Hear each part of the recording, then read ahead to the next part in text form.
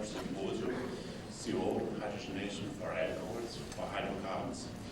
I want to introduce myself. My name is Hans Schulz. I'm working at the University of Karlsruhe as a fuel research institute, and I'm committed to Fischer-Tropsch chemistry since I think 1956 or so, when I joined the research group of Professor Fischer. And so I'm very much excited about the present rebirth of Fischer-Tropsch chemistry, and now the serious attempts to finally unreveal everything, the secrets and the mysteries of this complicated reaction. So just for introduction, the first paper we announced is entitled Catalyst and Process Scale-up for Fischer-Tropsch synthesis. It will be presented by Dr. Bhatt from Air Products and Chemicals Incorporation, Hamilton, in Town, Pennsylvania. And it's a joint effort. The other authors are Dr. Frame, Universal Oil Products, Des Plaines, Illinois, Dr. Hoek, Shell Laboratories, Amsterdam, Netherlands, Kinari, Statoil, Stavanger, Norway, Budaya Rao, US Department of Energy, Pittsburgh, and Dr. Dunkate, United Catalyst Incorporation, Louisville, Kentucky. So, I want Dr. Bhatt to the presentation.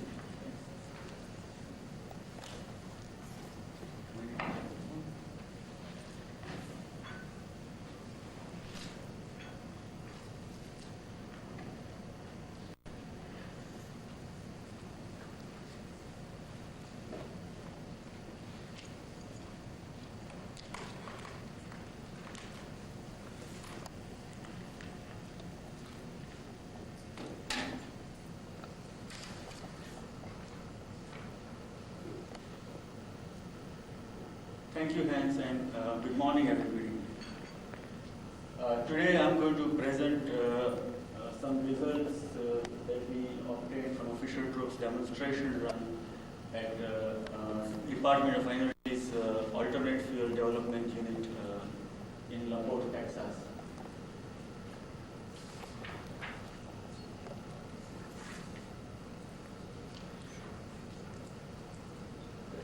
I would like to acknowledge Department of Energy, Air Products, Exxon, Shell Oil, Statoil, and UOP for the financial support. I would like to thank Edward Haydon and Brian Johnson of Air Products for operating the pilot plant. I'd like to appreciate Kurt White, Joe Hackett, and Richard Anderson for timely analytical assistance they provided. We had leadership from Gary Steigel and John Shen of DOE, and Dennis Brown and Bob Sen of Air Products. We also received technical expertise from Rako Fiato, Professor Bukur, Norman Carr, David Gray, and Ram Srivastava.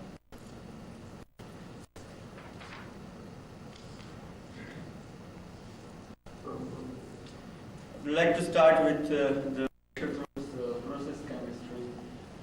Basically, 2 moles of hydrogen react with a mole of carbon monoxide to produce a hydrocarbon chain element and a mole of water. And then if the catalyst has water gas shift activity, such as ion catalyst, then a mole of CO will react with a mole of water to form CO2 and hydrogen. Also, if a catalyst such as cobalt does not have a water gas shift activity, a shift catalyst can be added to provide that activity. The net reaction, if we add the 2 reactions, is 2 moles of CO reacting with a mole of hydrogen. What is interesting here is stoichiometrically this reaction would require a hydrogen to CO ratio of 0.5. And many of the advanced gasifiers have hydrogen to CO ratio between 0.4 and 0.7. Also note that both these reactions are exothermic, so they are well suitable for a slurry reactor application.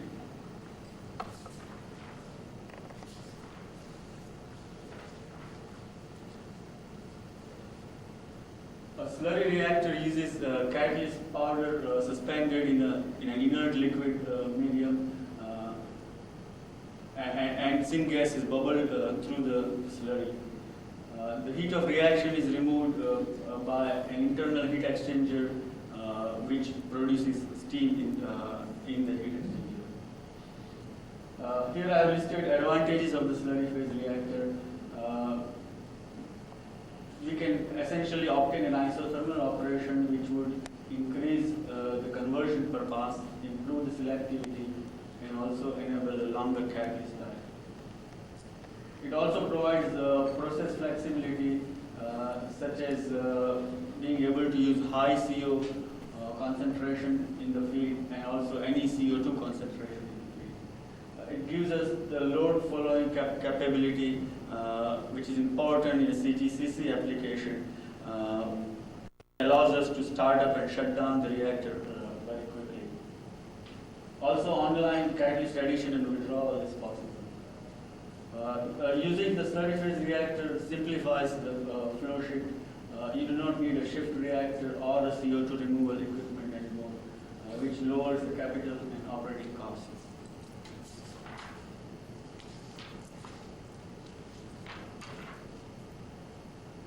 The main objective of our demonstration was to demonstrate the Fischer-Tropsch technology at a pilot scale, which is 1 ton per day of product in a bubble column reactor, and address scale-up issues such as catalyst activation, catalyst performance, and hydrodynamics. The criteria of success was identified by partners as a high number of days on stream, good catalyst activity, means CO conversion of at least 50%, stable reactor performance, and good correlation between the bubble column and the autoclave.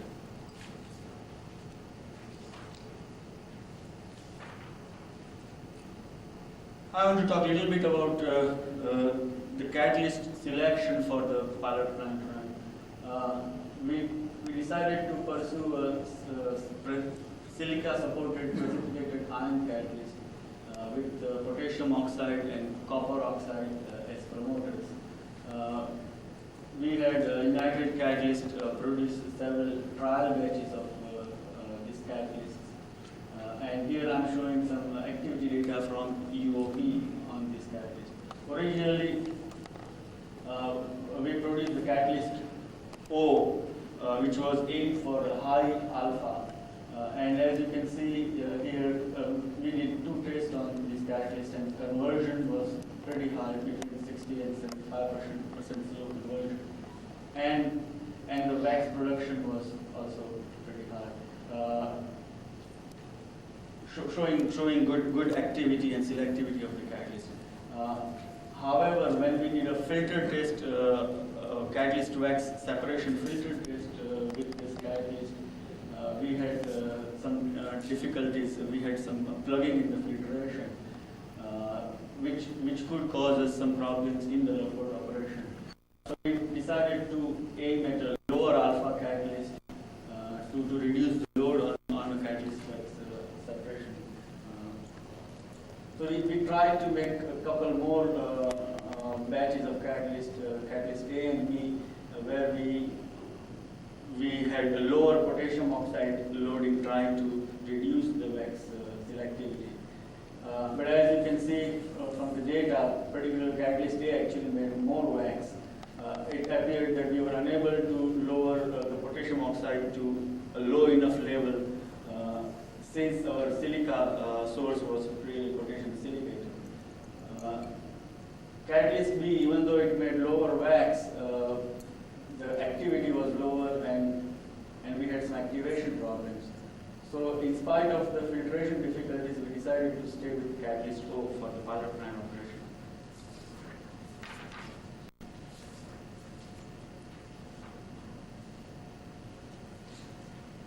We chose Dracol 10 as a starting slurry medium. Dracol 10 is a C16 through C38 saturated hydrocarbon liquid. We had successfully used this liquid at Laporte pilot plant in other slurry applications. And basically, we believe that the catalyst performance would be independent of the starting medium so long as the medium does not contain any contaminants. With the higher of the catalyst, our calculations showed that we would have 6 reactor volume turnover in 10 days, leaving only about 40% recall time in the reactor after 10 days.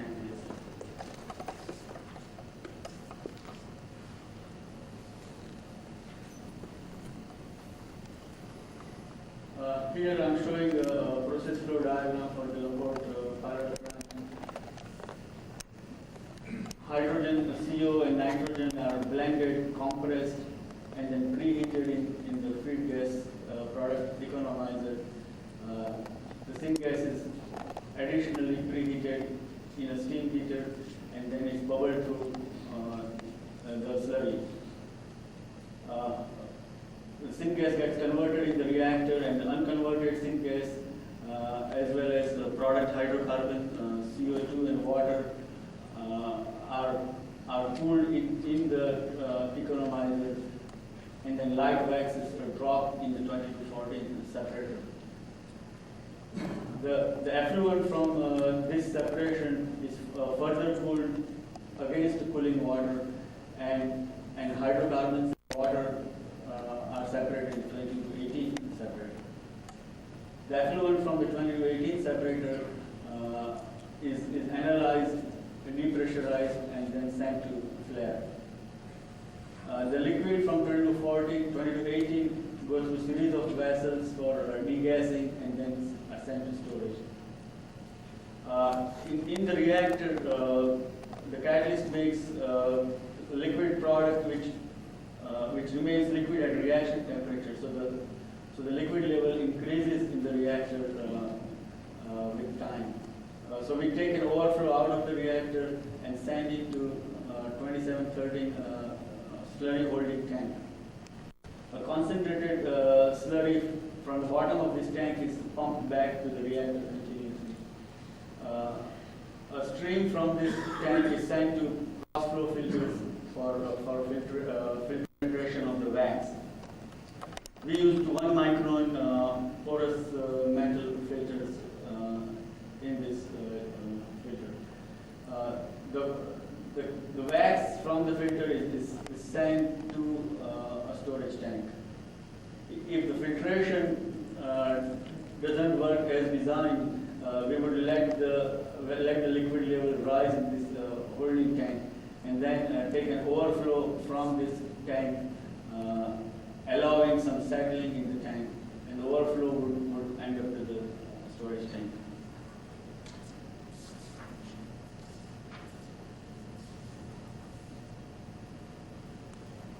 Here I have a schematic of the reactor. It's a 22.5 inch ID, 28 feet tall reactor. The maximum slurry height could be 20 feet. The reactor has an internal heat exchanger to remove the heat of reaction, as well as an external nuclear density gauge device to measure or to estimate gas buildup as well as catalyst concentration. The maximum pressure for this reactor is 1000 pounds, maximum temperature is 315 degrees C. A typical load would be a 900 pound charge to the reactor, and the maximum inlet velocity is 0.75 feet per second.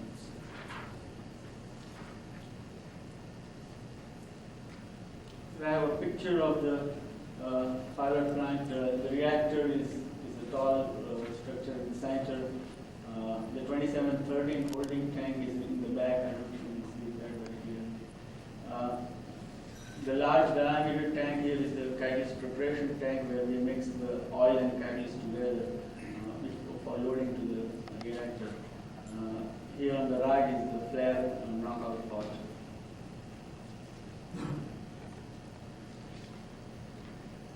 I have an overview of the plant from another angle. Again, you can see the reactor in the center.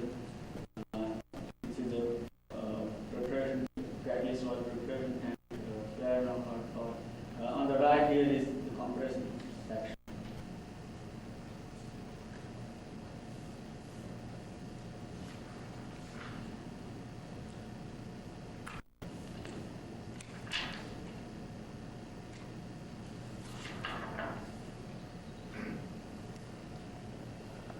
We loaded about 800 pounds of catalyst and 230 35 gallons of Dracul 10 to make up 35% slurry. And we activated the catalyst with 0.7 hydrogen to CO ratio syngas, and we added 25% nitrogen to control the reaction. The activation was conducted at 2000 space velocity, 150 pounds, and 280 degrees C. Final temperature was 280 degrees C. Following the activation, we had 9 days of operation at the baseline condition, which was 2500 space velocity, 200 pound pressure, and 265 degrees C. After that, we ran for 3 days at double the space velocity to study the effect of space velocity. And then we doubled the pressure and ran that condition for 2 more days.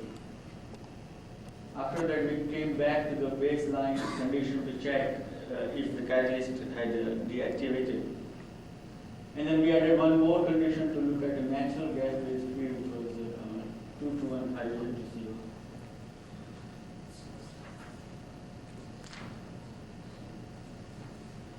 Over the next 3 slides, I'm going to show you results of the activation. We started the activation by heating up the slurry under nitrogen, and we went from the ambient temperature to 392 degrees F at 20 degrees F per hour. And at that point, we introduced the syngas, which is what I call time zero time activation. This is where the syngas was added to the reactor.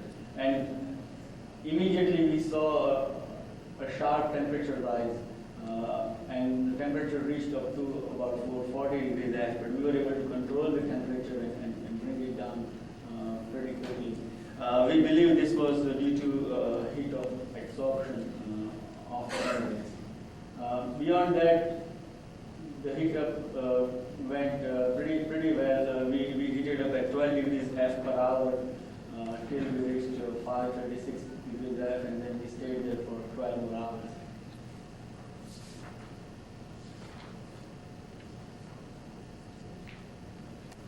Here I'm showing hydrogen and CO conversion during the activation. And as you can see, the activation really started at around maybe time of 11 hours, which corresponds to 465 degrees F from the previous plot. And the CO conversion reached as high as 84% and then came down to about 65%.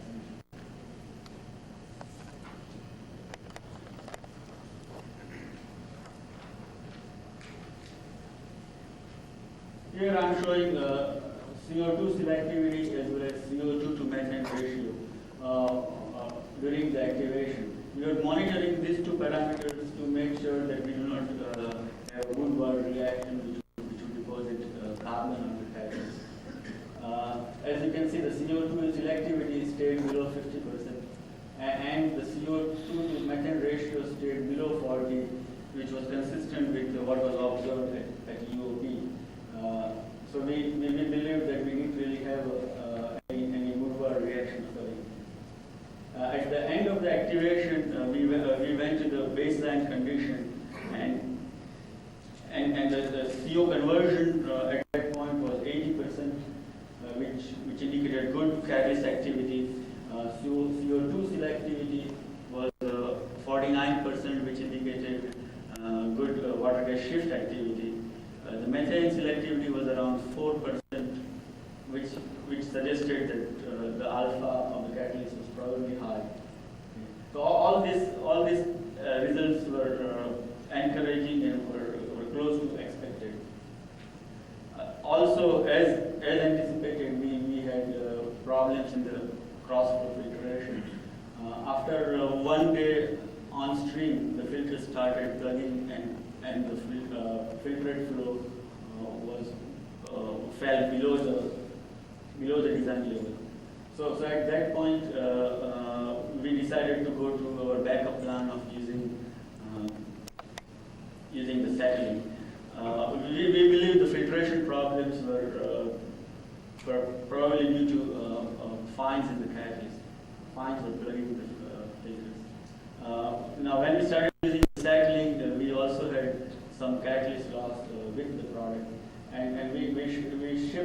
the product sample as well as reactor samples to DOE for solids analysis, and we were able to estimate the reactor inventory from the data.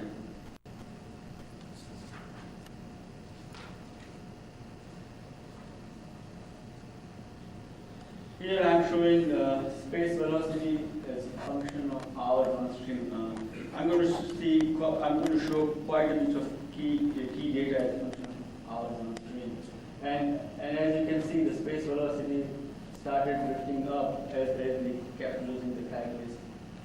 And I'm showing results or conditions at all the 5 different process conditions.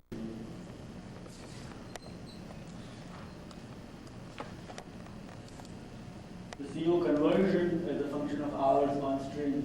CO conversion started at 80% and started dropping.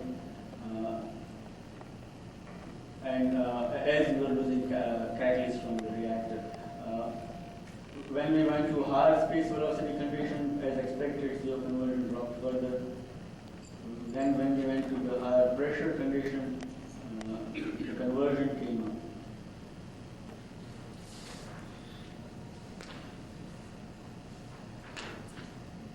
Here I am showing catalyst productivity, which I have defined as gram moles of CO converted per kilogram ion per hour.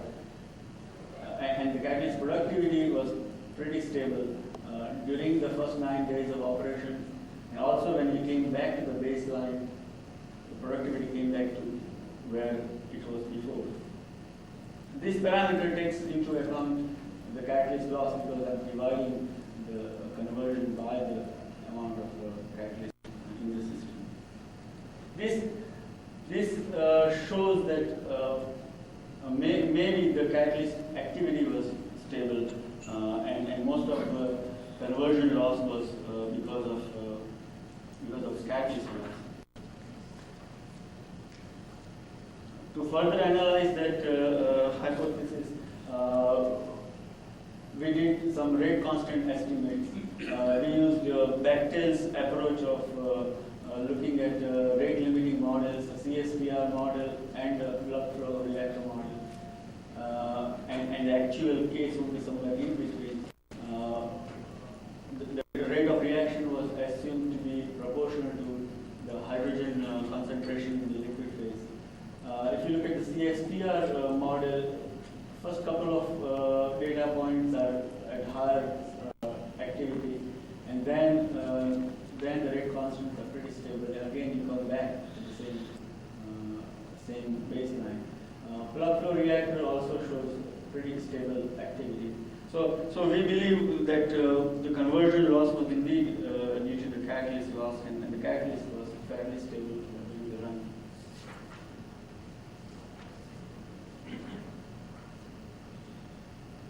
Here I'm showing the product distribution. There's a lot of data here. Wax I'm defining as C19 plus, and as you can see, the wax selective did drop through the run, particularly if you compare 6.4 with 6.1, which were similar conditions. Selectivity dropped from 60 to 40. Correspondingly, the selectivities of diesel, gasoline, gas, and methane fraction, all of them were increasing to some degree.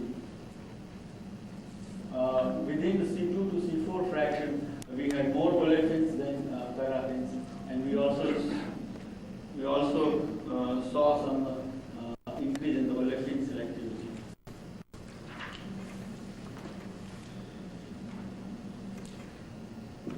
I'm showing a typical alpha plot here. It's a 2 alpha plot, and the breakpoint, I could see the breakpoint around between C9 and C10.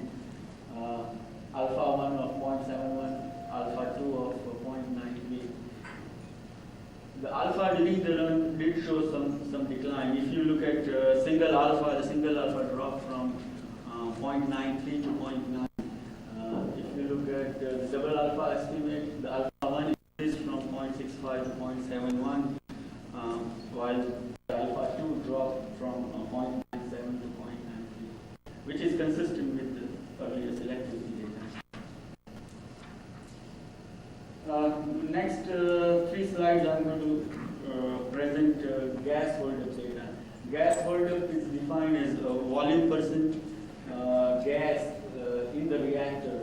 And gas holdup is important from design point of view. It tells you how much liquids the reactor is going to be able to hold. I've plotted gas holdup as a function of total liquid height at different gas velocities. And as expected, increasing the gas velocity increases the gas holdup. Also we had higher gas holdup at higher liquid height.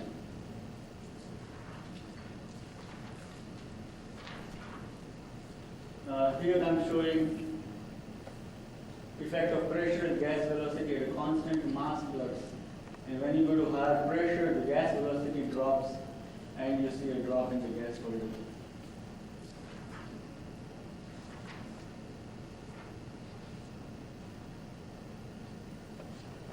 Here I am showing effect of pressure as well as mass flux at a constant gas velocity. When you go to higher pressure, in this case, the gas holdup is higher because the mass flux is also higher. So basically, the last 3 slides show that what we already know, that at higher gas velocity we get higher holdup, at higher mass flux we get higher holdup. We took a composite of the catalyst that was loaded in Bhatt and sent it to UOP for comparative autoclave data. And I am comparing here bubble column data versus the CSTR data. And I have two sets of different conditions for comparison. As you can see here, the conversion, slow conversion was pretty comparable at both those conditions. Also, the selectivities were fairly close, which indicates that the bubble column acted as a single CSTR.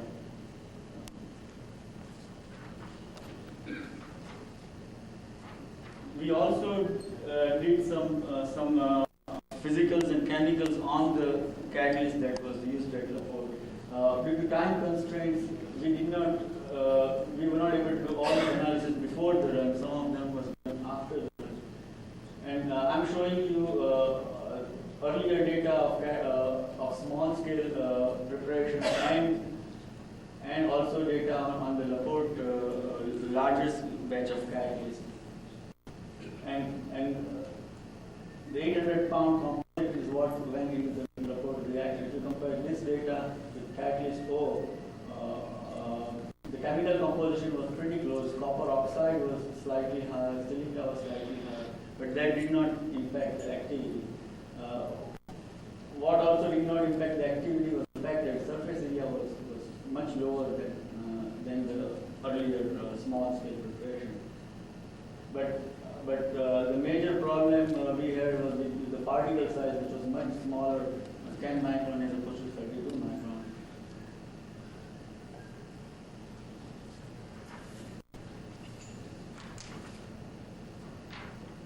Okay, I would like to summarize my presentation. We have successfully demonstrated the liquid phase Fischer-Tropsch technology at 1 per day pilot scale. We achieved successful catalyst activation, obtained stable catalyst productivity. We observed some variation in catalyst selectivity. We attained isothermal reactor operation, obtained expected hydrodynamic behavior, and in spite of the filtration problems, we had a continuous 19-day run. Bubble column performance was comparable to the autoclave, which is a single CSTR. As anticipated, catalyst to wax separation does require further development. And finally, the first very phase Fischer-Tropsch demonstration has provided a sound basis for a future development of this technology with continued industrial support. We plan a second run demonstrating improvements in May. Thank you.